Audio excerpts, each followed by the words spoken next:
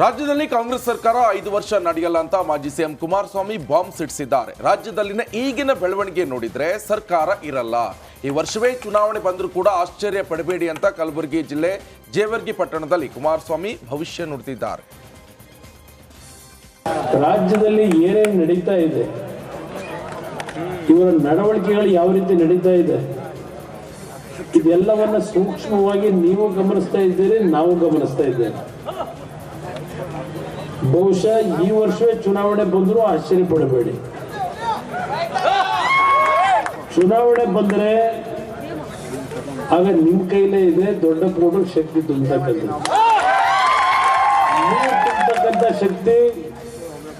ನಂದೊಂದು ಸಣ್ಣ ಅಳಿಲ್ ಸೇವೆ, ನನ್ನ ಜೊತೆಲಿ ನನ್ನ ಕುಟುಂಬದಲ್ಲಿ ಒಬ್ಬ ಸದಸ್ಯರಾಗಿ ಏನಿದ್ದಾರೆ, ಈಗ ಅವ್ರನ್ನ ದಡ ಸೇರಿಸ್ತಕ್ಕಂಥದ್ದು, ಆ ಕುಟುಂಬದ ಒಂದು ನೋವುಗಳೇನಿದೆ ಆ ನೋವುಗಳನ್ನು ಸರಿಪಡಿಸ್ತಕ್ಕಂಥದ್ದು ನನಗೆ ನೀವು ದೇವರ ಸಮಾನವಾಗಿ ನಿಮ್ಮಗಳ ಮುಂದೆ ನಾನು ಈ ಮಾತನ್ನು ಹೇಳ್ತಾ ಇದ್ದೇನೆ.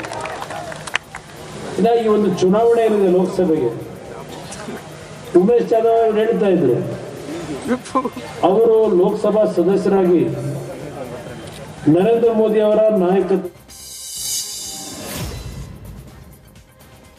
ರಾಜ್ಯದಲ್ಲಿ ವಾತಾವರಣ ತುಂಬಾ ಚೆನ್ನಾಗಿದೆ. ದೇಶದಲ್ಲಿ 400 ಸೀಟ್ ಗೆಲ್ಲಬಹುದು ಅಂತ ಶಿವಮೊಗ್ಗದಲ್ಲಿ ಮಾಜಿ ಸಿಎಂ BS ಯಡಿಯೂರಪ್ಪ ಹೇಳಿದ್ದಾರೆ.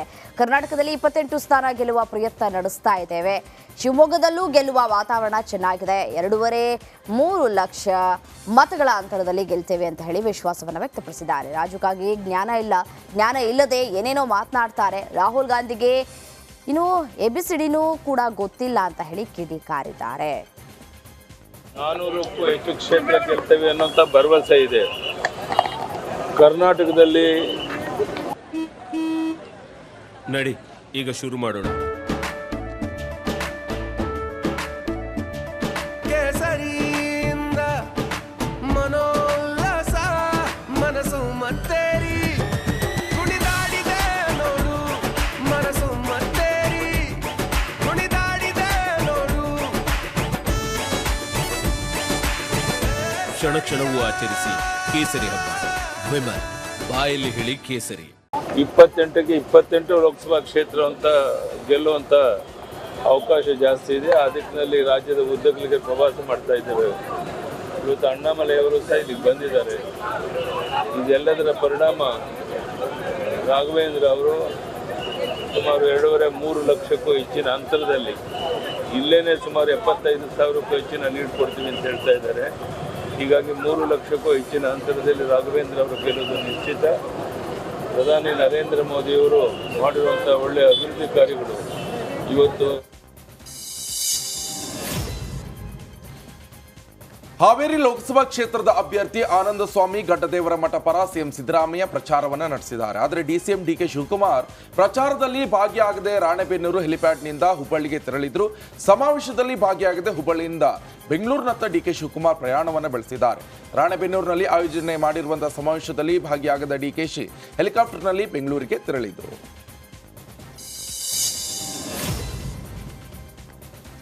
ಚಿಕ್ಕೋಡಿಯಲ್ಲಿ ಪ್ರಚಾರದ ವೇಳೆ ಗಲಾಟೆ ಮಾಡಿರೋ ಆರೋಪ ಕೇಳಿಬಂದಿದೆ. ಬಂಬಲವಾಡ ಗ್ರಾಮದಲ್ಲಿ ಬಿಜೆಪಿ ಅಭ್ಯರ್ಥಿ ಅಣ್ಣಾ ಸಾಹೇಬ್ ಜೊಲ್ಲೆ ವಿರುದ್ಧ ಅಪಪ್ರಚಾರದ ಆರೋಪ ಕೇಳಿಬಂದಿದೆ. ಬಿಹಾರದಿಂದ ಬಂದಿದ್ದ ಕಾಂಗ್ರೆಸ್ ಕಾರ್ಯಕರ್ತರ ವಿರುದ್ಧ ಅಪಪ್ರಚಾರದ ಆರೋಪ ಕೇಳಿಬಂದಿದ್ದು, ಮನೆ ಮನೆಗೆ ಪೋಸ್ಟ್ ಕಾರ್ಡ್ ಹಂಚಿ ಅಪಪ್ರಚಾರ ಮಾಡಿದ್ದಾರೆ ಅಂತ ಬಿಜೆಪಿ ಕಾರ್ಯಕರ್ತರು ಆರೋಪಿಸಿದ್ದಾರೆ.